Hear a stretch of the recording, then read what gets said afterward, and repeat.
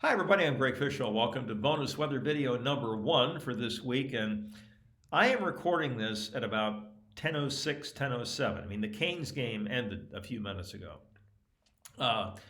This was an ordeal for me. Now, for somebody who is proficient at PowerPoint, you're probably saying, "Greg, come on, stop saying this is hard. This is easy."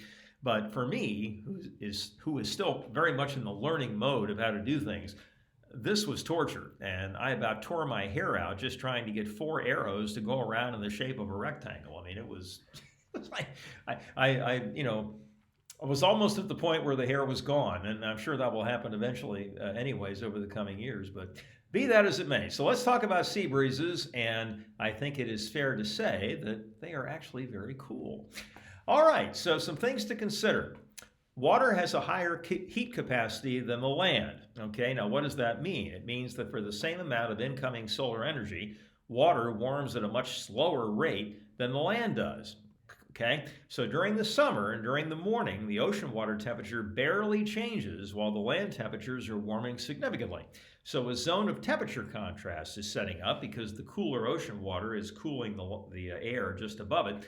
And so if that contrast is large enough, then a circulation starts to develop. And I think the threshold is generally considered to be around 6 degrees or more, which is very easy to do, especially during the summertime.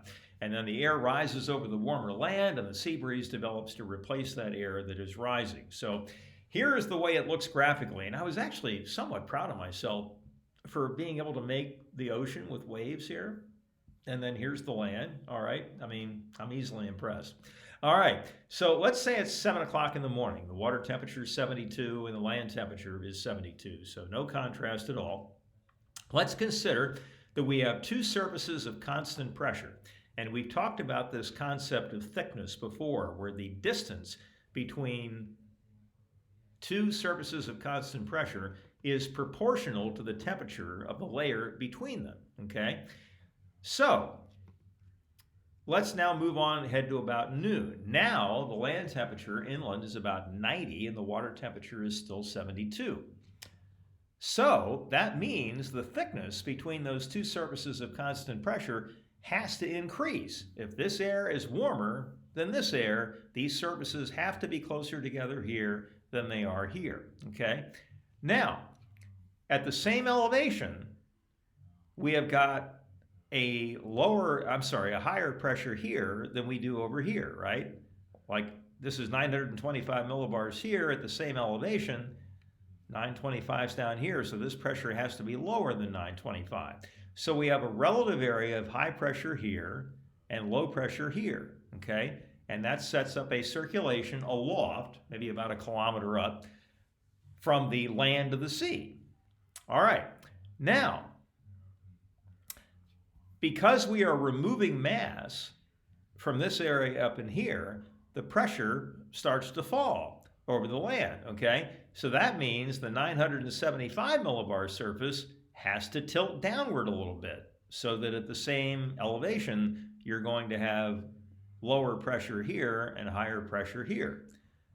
And because this air is moving like this toward this area, mass is accumulating here, and so the pressure is going up over the ocean. So this line not only tilts down here, but it tilts up here. So clearly at this point, the cooler air is here because the distance between these two pressure surfaces is much less than it is over here.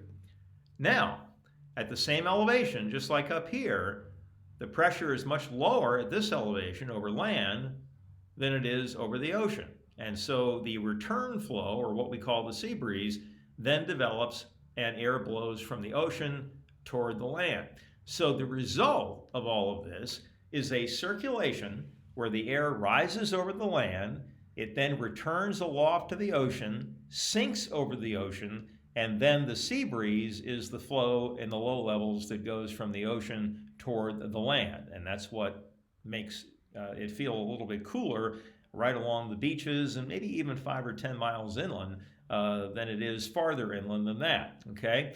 Now, consider this. Oh, I don't know why my one set of arrows is not moving there, but inland we have a southwesterly flow, but then the sea breeze sets up coming from the sea to the land, And so what ends up happening is we have a convergence zone that sets up.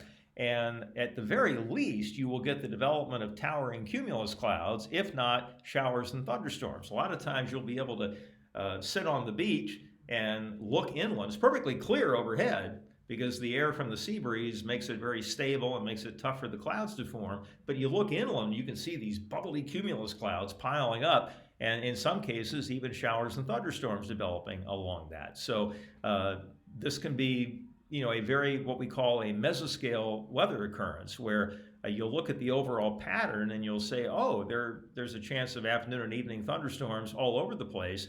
But if the sea breeze is strong enough, the actual beaches themselves stay crystal clear, and all the trouble is about 5 or 10 miles inland. Now, why is the sea breeze more defined along the southern coast of North Carolina than up here along the Outer Banks? Because we have the Pamlico Sound and the Albemarle Sound up here, and really much of this area here is very marshy, okay? So there's a lot of water. And so the land is not going to heat up quite as quickly in this area because there's so much water scattered about that region. Here, you have a very abrupt change from water to land, okay? And so it's very easy. In fact, you'll actually see the sea breeze front actually exactly parallel the shape of the coastline. It's a fascinating thing to watch.